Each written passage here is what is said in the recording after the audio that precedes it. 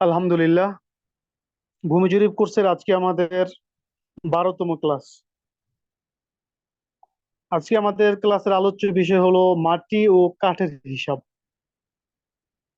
ইতিমধ্যে আমরা আমাদের ক্লাসের দুই ভাগ শেষ করেছি: খতিয়ান সংক্রান্ত আলোচনা, জ্যামিতিক সূত্রে জমি পরিমাপ সংক্রান্ত আলোচনা।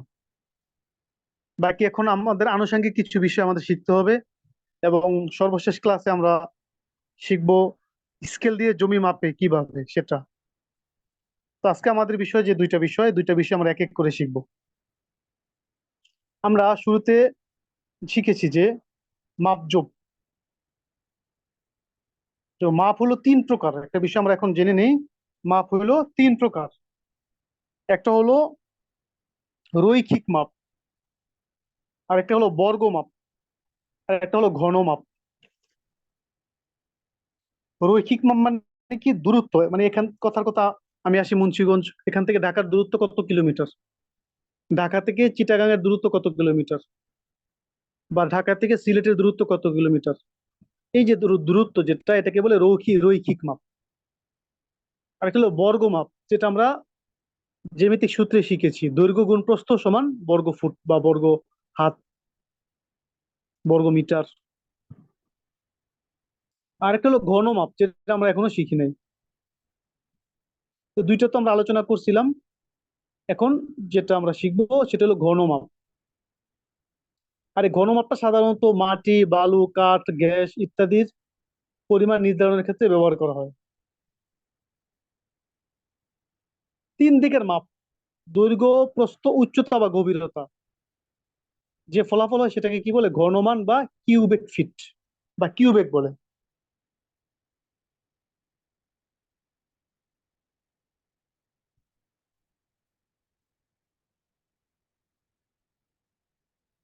আশা করি স্ক্রিন দেখা যায়।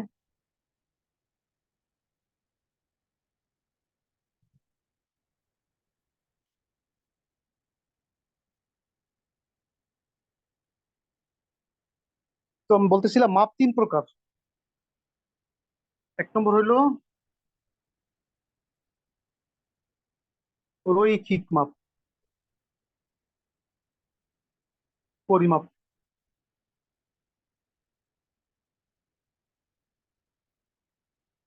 দুই নম্বর হলো বর্গ।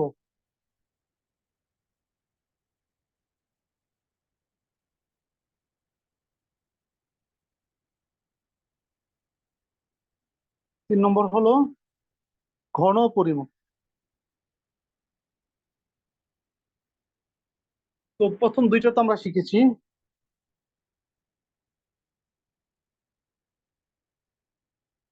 তৃতীয় যেটা, সেটা আমাদের আজকে আলোচ্য বিষয়। এই তৃতীয়টা মাপার জন্য তিনটা জিনিসের মাপ লাগে: দৈর্ঘ্য গুণ প্রস্থ গুণ ঘনত্ব বা পুরুত্ব বা উচ্চতা। দৈর্ঘ্য গুণ প্রস্থ গুণ উচ্চতা বা গভীরতা। তিনটা মাপ। এই তিনটা মাপের ফলাফল যেটা হয় সেটাকে বলে কিউবিক।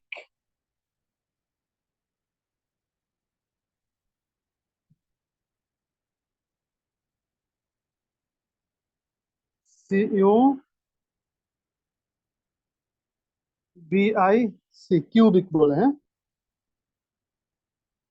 এখন এই কিউবিকটা যদি ফুট হয় তাহলে কিউবিক ফুট, বা সংক্ষেপে বলে CFT, cubic feet. FEET, cubic feet. এটা সংক্ষেপে বলে CFT, কিউবিক ফিট। অথবা মিটার হলে কিউবিক মিটার, সেন্টিমিটার বা কিউবিক মিটার, এভাবে মাপে। তো CFT যেটা, এটা আমাদের কাছে একটা পরিচিত মাপ। কোথায় বলেন তো? ফ্রিজের ক্ষেত্রে আমরা বলে থাকি যে এত CFT, ফ্রিজ এত CFT। ওখানে বলে সেফটি, সেফটি তো না, CFT।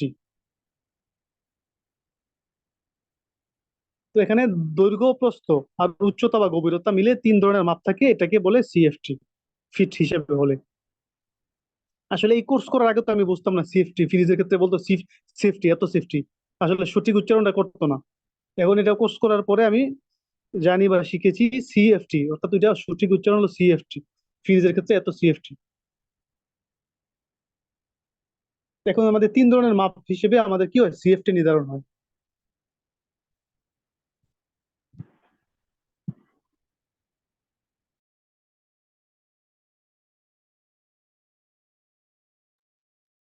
এখন মনে করেন তিন ধরনের মাপ, হ্যাঁ। দৈর্ঘ্য 1 ফুট, গুণ প্রস্থ 1 ফুট, উচ্চতা বা গভীরতা 1 ফুট, সমান সমান কত হবে, 1 ঘনফুট। এক 1 ঘনফুট।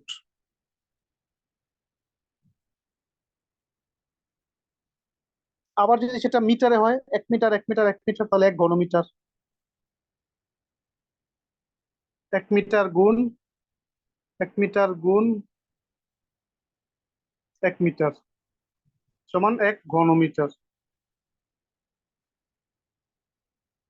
সেটা যদি হাত হয় তাহলে 1 ঘন হাত। তো প্রাথমিক এই মাপের সিস্টেমটা বোঝার পরে আমরা এখন বুঝি মাটির হিসাব। আঞ্চলিকভাবে বিভিন্ন রকম মাপ থাকলেও সরকারিভাবে মাটির ক্ষেত্রে দুই ধরনের মাপ রয়েছে। একটা হলো কুয়া আর একটা হলো হাজার। তবে বর্তমানে হাজার পদ্ধতি বেশি প্রচলন। তো কুয়ার মাপও বিভিন্ন এলাকায় রয়েছে, এটা সরকারি মাপ। কুয়া, ছোট কুয়া, বড় কুয়া।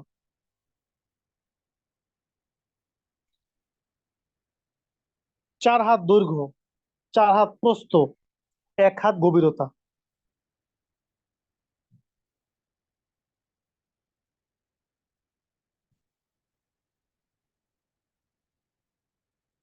4 হাত দৈর্ঘ্য, 4 হাত প্রস্থ,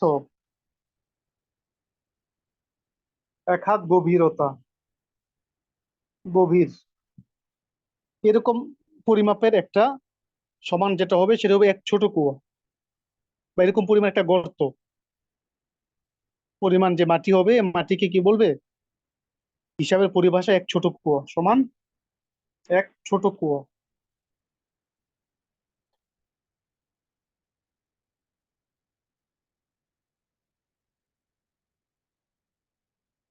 এক ছোট কুয়া। তাহলে আশা করি বুঝেছেন। 4 হাত দৈর্ঘ্য, 4 হাত প্রস্থ, 1 হাত গভীরতা, এরকম পরিমাণ, সেটা হলো এক ছোট কুয়া। আর এরকম 50টা ছোট কুয়া মিলে হয় এক বড় কুয়া। এরকম 50টা ছোট কুয়ায় কি হয়, এক বড় কুয়া। তাহলে 4 4 16, ঠিক না? 4 গুণ 4 গুণ 1 সমান 16। 4 গুণ 4 গুণ 1, 4 4 16, 16 1 16। 16 ঘন হাত, 16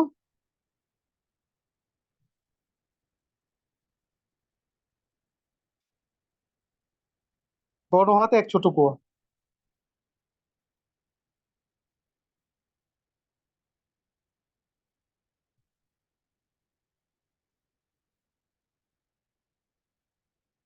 এখন এটা যদি আপনি বড় কুয়ায় নিতে চান, তাহলে গুণ দিবেন।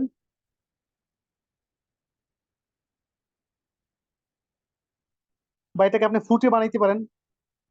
যেমন 4 হাত গুণ 4 গুণ 1, এটা তো হাত। এবার ফুট যদি হয়, 4 হাতে কত ফুট, 6 ফুট হয়। 6 ফুট গুণ 4 হাতে 6 ফুট, গুণ 1 হাতে 1.5 ফুট। তাহলে সমান সমান কত, 6 তে 36, গুণ 1.5 সমান হয় 54। 54 ঘনফুট। 54 ঘনফুট এক ছোট কুয়া। 16 ঘন হাত, এটাই যদি ফুটে রূপান্তর করি তাহলে 54 হয়। 54 ঘনফুটে এক ছোট কুয়া। আর এরকম 50টা ছোট কুয়া এক বড় কুয়া, তাহলে 54 গুণ 50 সমান সমান কত হয়,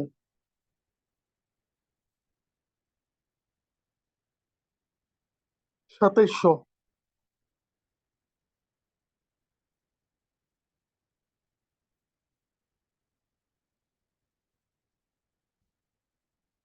2700।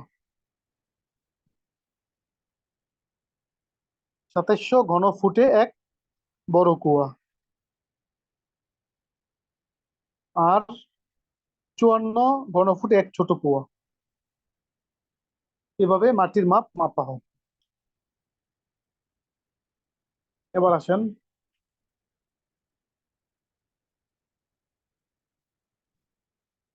যে হাজারের যে পদ্ধতি, হাজারের পদ্ধতি হলো একই সিস্টেম। দৈর্ঘ্য গুণ প্রস্থ গুণ পুরুত্ব, সেটাই হলো হাজার।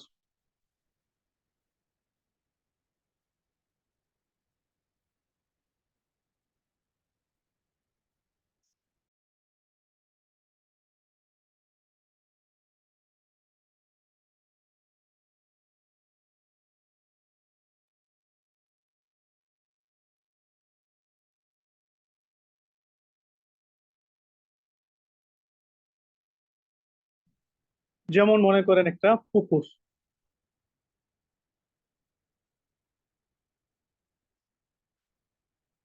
দৈর্ঘ্য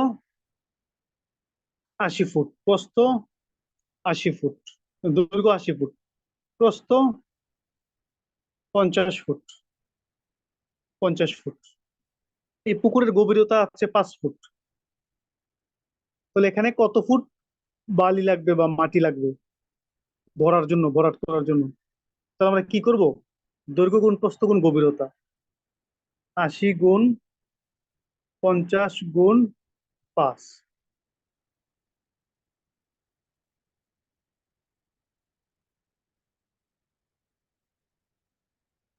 80 গুণ 50 গুণ 5, তাহলে 20,000 ঘনফুট বালি লাগবে, 20,000 বালি লাগবে।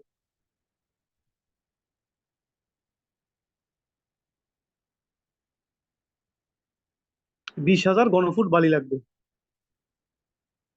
আমার 1 ফুট বালির দাম যদি 7 টাকা হয়, তাহলে 20,000 ফুট বালির দাম কত? 20,000 গুণ 7।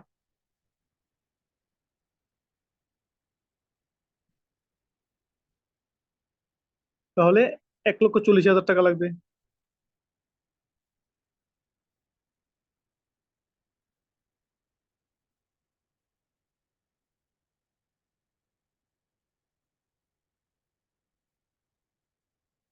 এতটুকু কে কি বুঝেছেন একটু হাত উঠান।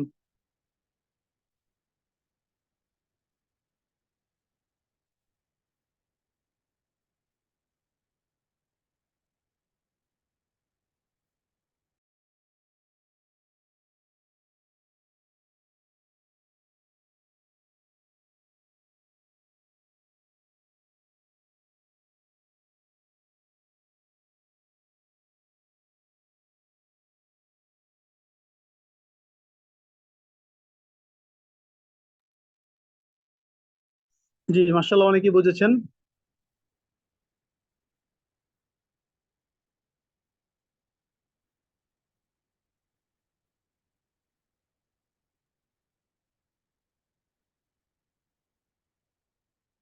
দৈর্ঘ্য গুণ প্রস্থ গুণ উচ্চতা বা গভীরতা, অর্থাৎ কি, যতটুকু হয় সেটা হলো এত ঘন ফুট। তা আমরা এখানে যেটা বলছিলাম, 80 ফুট দৈর্ঘ্য, 50 ফুট প্রস্থ, 5 ফুট গভীরতা, এখানে কত ফুট বালি লাগে, ঘন ফুট বালি লাগবে এই পুকুরটা ভরাট করতে? তাহলে 80, 50, 5 গুণ করার পরে 20,000 ঘনফুট বালি লাগে। 1 ফুট বালির দাম যদি 7 টাকা হয়, 20,000 ফুট বালির দাম কত হয়? 1,40,000 টাকা। সেটাই করেছিলাম।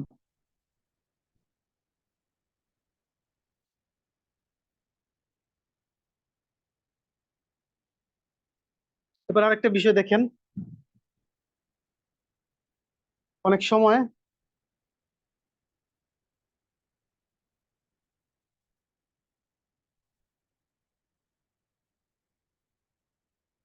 জমি থাকে, জমি কেটে আইল বানে, হ্যাঁ, মাঝখানে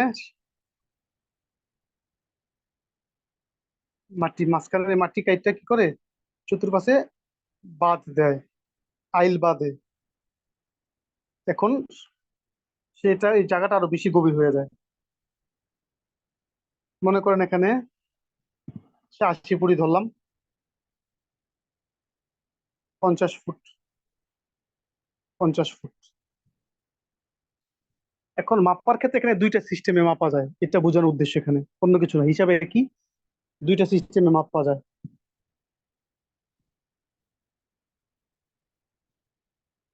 আইল বাঁধার পরেও, আপনি যে আইল বাঁধছেন, আইল বাঁধার পরেও আপনি গভীরতা সেই 5 ফুট ধরতে পারেন, যেটা 5 ফুট ছিল। যদি গভীরতা 5 ফুট ধরেন, গভীর কিন্তু এখানে হয়ে গেছে 10 ফুট, 12 ফুট হয়ে গেছে। কারণ এখানে গভীর কইরা আপনি কি করছেন,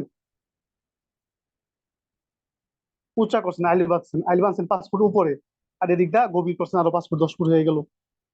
কিন্তু এখানে আপনি 5 ফুট গভীরতা ধরতে পারবেন কখন, যখন আপনি দৈর্ঘ্য পুরাটা ধরবেন, দৈর্ঘ্য 80 ফুট, প্রস্থ 80 ফুট, তখন আপনি 5 ফুট ধরতে পারেন। কেন? এখানে গভীরতা বেশি হইলে আপনি ধরেন নাই, না ধরার কারণে আপনার এই যে চতুর্পাশের যে মাটিগুলো আছে, এখানে চতুর্পাশের মাটি তো আছে, এখানে লাগবে না মাটি। এই জন্য আপনি পুরোটা মাপ নিয়েছেন, যেহেতু এই জন্য চতুর্পাশের মাটি তো লাগবে না। এর জন্য এখানে গভীর করলে ওই মাটিগুলো এখানে চলে গেছে, এখানে কম লাগবে। এর জন্য আপনি 5 ফুটই ধরতে পারেন। আরেকটা হলো, আপনি যদি আইলের ভিতরের অংশটুকু ধরেন, হ্যাঁ,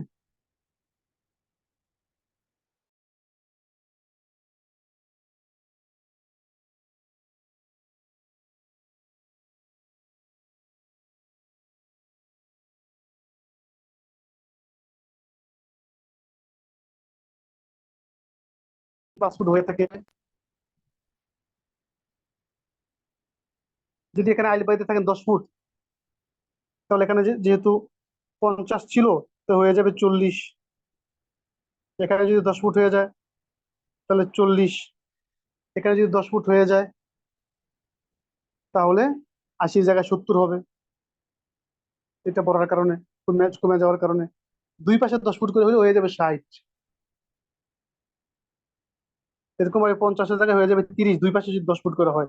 তো যত ফুটে হয় যাই হোক, এটা তো মেপে আমাদের হিসাব করতে হবে। আমি শুধু এখানে দেখাইলাম যে কিভাবে মাপতে হবে, এটা উদ্দেশ্য এখানে আমাদের।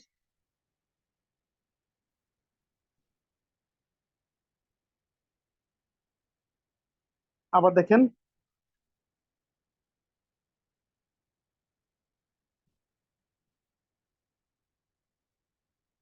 গভীরতা 5 ফুট, হ্যাঁ, যদি আপনি পুরা জমিটা মাপেন, পুরাটা ধরেন মাপের মধ্যে, তাহলে গভীরতা যে আরো 5 ফুট করছেন, এটা ধরা লাগবে না, শুধু এই 5 ফুট ধরলেই হবে।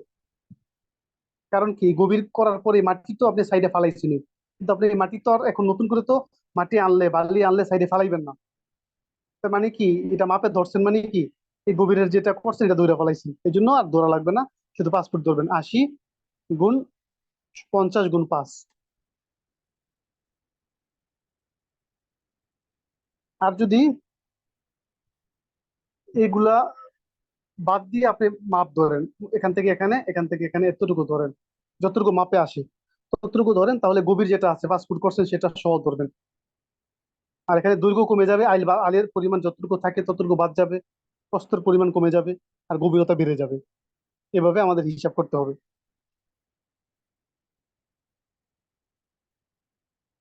আবার অনেক সময় এভাবেই করে আর কি, অনেক সময় তো,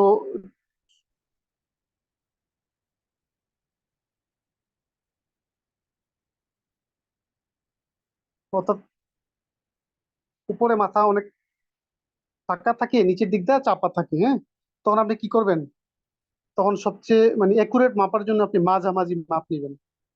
অর্থাৎ এই মাঝামাঝি যদি আপনি মাপ নেন, তাহলে এটা গড় হয়ে যাবে, হ্যাঁ, দৈর্ঘ্য এত, প্রস্থ এত, দৈর্ঘ্য এত, প্রস্থ এত, প্লাস গভীরতা উচ্চতা যেটা হিসাব অনুযায়ী যেটা হবে সেটাই ধরবেন। এভাবে কি করা হয়, সাধারণত মাপা হয়।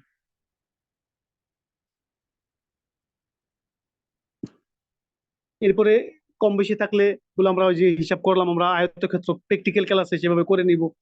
এদিক দিয়ে 80 ফুট, এদিক দিয়ে যদি 82 ফুট হয়, গড় করে নিব, ঠিক আছে। ইঞ্চি থাকলে আমরা ইঞ্চিকে ফুটে বানায় নিব, যেগুলো আমরা করেছি। তো এভাবে আমরা কি করব, মাটির হিসাবগুলো করব। আবার যদি ত্রিভুজ হয়, তাহলে ত্রিভুজের সিস্টেমে করব। ভূমি গুণ উচ্চতা ভাগ 2 সমান ক্ষেত্রফল গুণ পুরুত্ব বা গভীরতা বা উচ্চতা। হ্যাঁ, আবার যদি বৃত্ত হয়,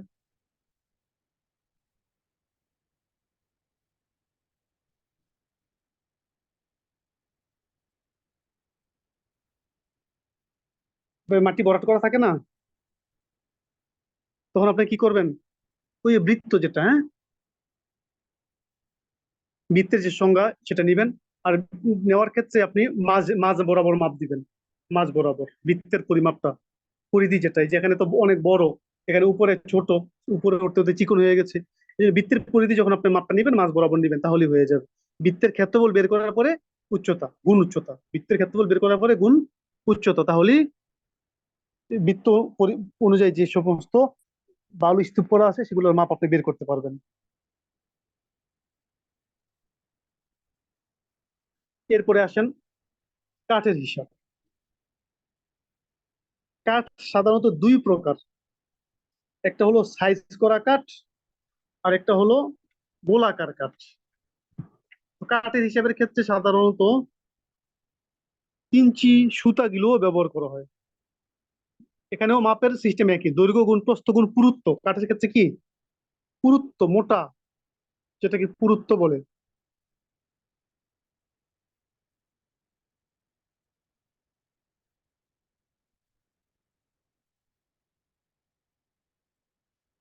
দৈর্ঘ্য গুণ প্রস্থ গুণ পুরুত্ব, যেটা পাবেন সমান সমান কাঠের পরিমাপ। ফুটের দ্বারা হইলে আগে বলেছিলাম কিউবিক ফিট, যেটাকে সিএফটি বলে। এই সিএফটি কে আবার কোথাও কেবি বলে, কোথাও কি বলে, কেবি বলে। এখন মনে করেন একটা কাঠ, কাঠের সাইজ করা কাঠের মাপ যদি আমরা প্রথমে শিখি।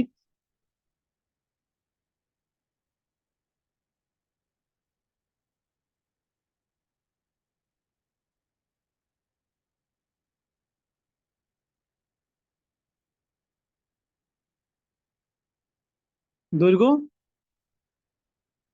10 ফুট, প্রস্থ 3 ফুট, পুরুত্ব, এই যে পুরুত্ব যেটা, হ্যাঁ, এই পুরুত্ব 2 ফুট। তাহলে কাঠের পরিমাপ কতটুকু? দৈর্ঘ্য 10 ফুট, প্রস্থ 3 ফুট, পুরুত্ব 2 ফুট, মোট পরিমাণ কত? তাহলে গুণ করতে হবে, দৈর্ঘ্য 10 গুণ 3, প্রস্থ গুণ পুরুত্ব 2, সমান সমান 3×10 = 30, 30 × 60, 60 সিএফটি বা 60 কেবি কাঠ আছে বা 60 ঘনফুট কাঠ আছে।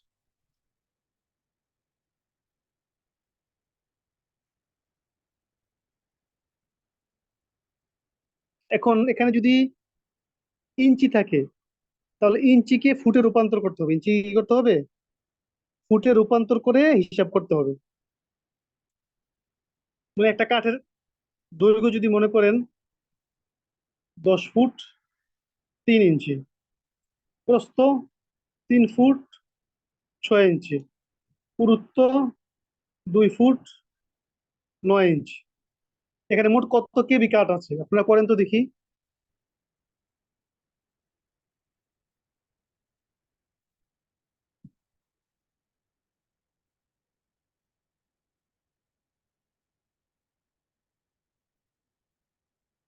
কমেন্ট বক্সে লেখেন।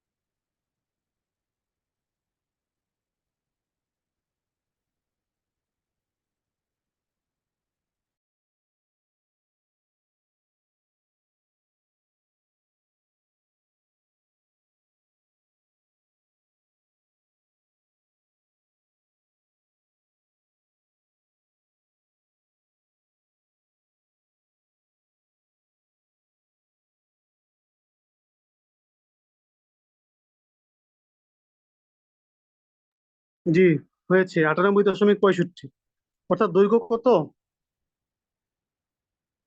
10 ফুট 3 ইঞ্চি। এটাকে যদি আমরা ফুটে বানাই তাহলে 10.25, 3 ইঞ্চি 10.25, 6 ফুট 3 ফুট 6 ইঞ্চি, 6 মানে 0.50, 3.50, 2 ফুট 9 ইঞ্চি মানে 2.75, এগুলা গুণ করলে যেটা হবে সেটাই। এখন যদি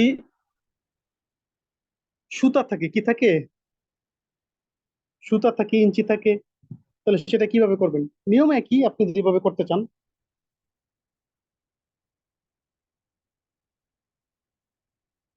মনে করেন 10 ফুট দৈর্ঘ্য, 2 ফুট প্রস্থ, 3 ইঞ্চি পুরুত্ব, সেটা কিভাবে করবেন? সেটা আপনি এভাবে গুণ করে করতে পারেন। 10 গুণ 2 গুণ 0.3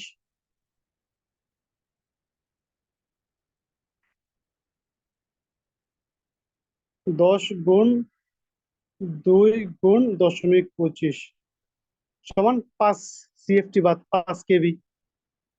আবার এটাকে আপনি চাইলে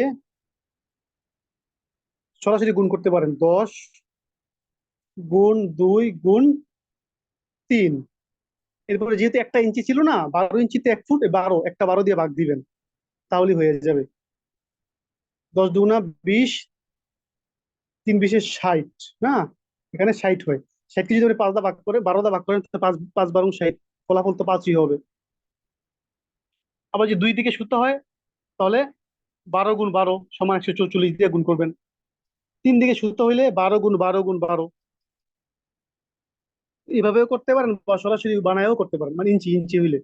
বা সুতো হইলে এরকম সুতাকে আপনি ফুটে বানাইবেন, ইঞ্চি বানাইবেন, ইঞ্চিকে ফুট বানাইবেন, এরপরে গুণ করবেন।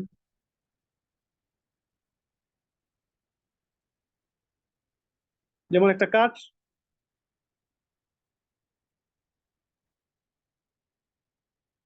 20 ফুট দৈর্ঘ্য, প্রস্থ হইল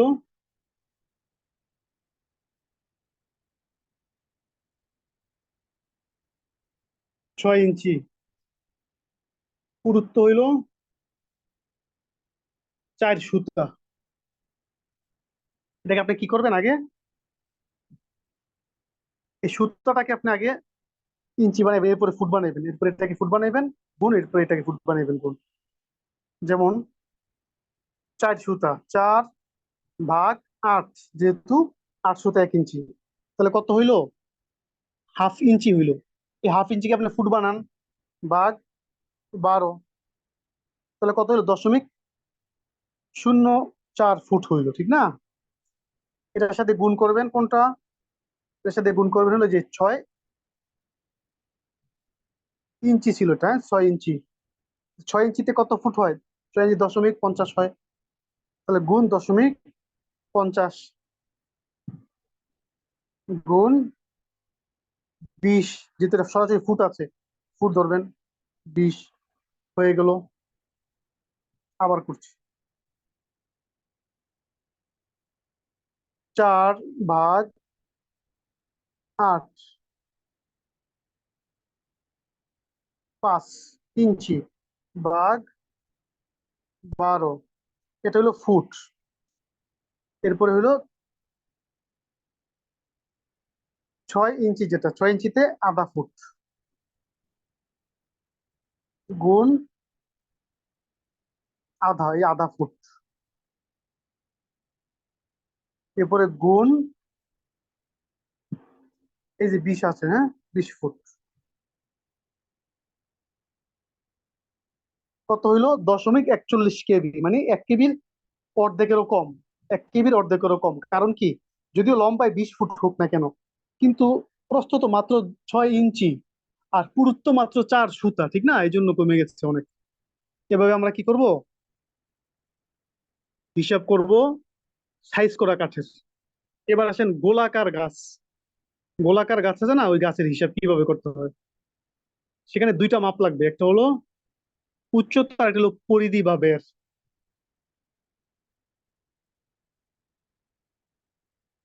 এই যে গোলাকার গাছ মনে করেন, হ্যাঁ, গাছের কি উচ্চতা মনে করেন 20 ফুট, আরেকটা মাপ লাগবো কি, পরিধি বা বের, এই যে মাঝের বের, মাঝ বরাবর। কারণ গাছের গোড়া দিয়ে মোটা থাকে, আগা দিয়ে কি থাকে, চিকন থাকে, এই জন্য মাঝ বরাবর নিলে এটা মাঝামাঝি হয়ে যায়, গড় হয়ে যায়।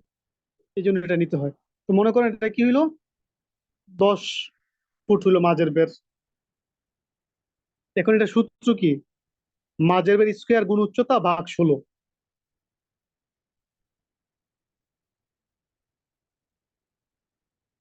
সূত্রটা কি,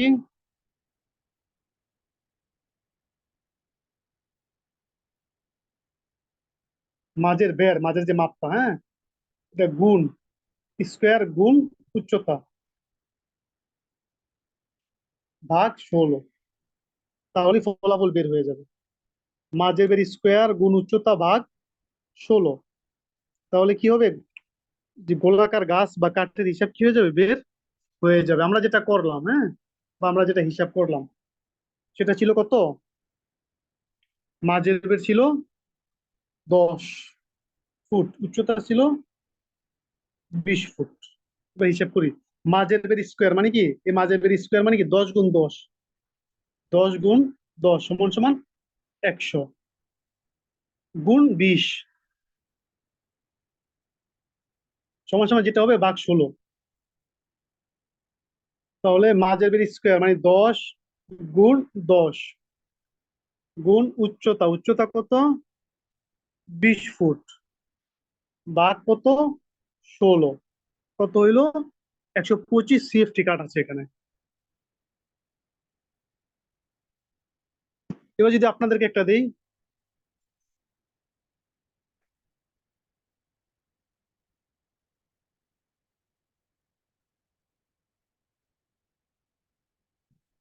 25 ফুট উচ্চতা, মাঝের বের 8 ফুট, হিসাব করেন কত CFT কাঠ আছে।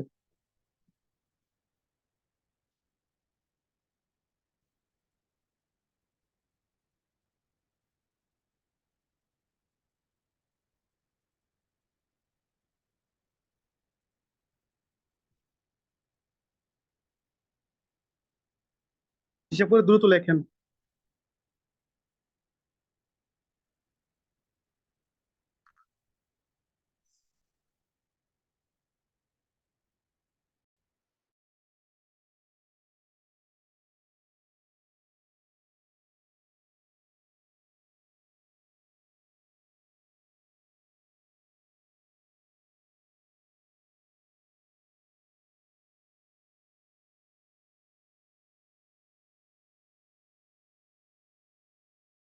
জি, এখানে 100 CFT কাঠ আছে, ঠিক না? মাঝের বের হলো 8 ফুট আর উচ্চতা হলো 25 ফুট। 8 গুণ 8 গুণ 25 ভাগ 16, সূত্র কি, মাঝের বের স্কোয়ার গুণ উচ্চতা ভাগ 16। এই ছিল আমাদের আজকের ক্লাসের মূল টপিকস। আমরা আজকে দুইটা বিষয় শিখলাম, একটা হলো মাটির বা বালির হিসাব, ঘনফুট যেটা ঘনমাপ, আর একটা হলো কাঠের হিসাব। তো আজকের ক্লাস আমাদের এই পর্যন্তই।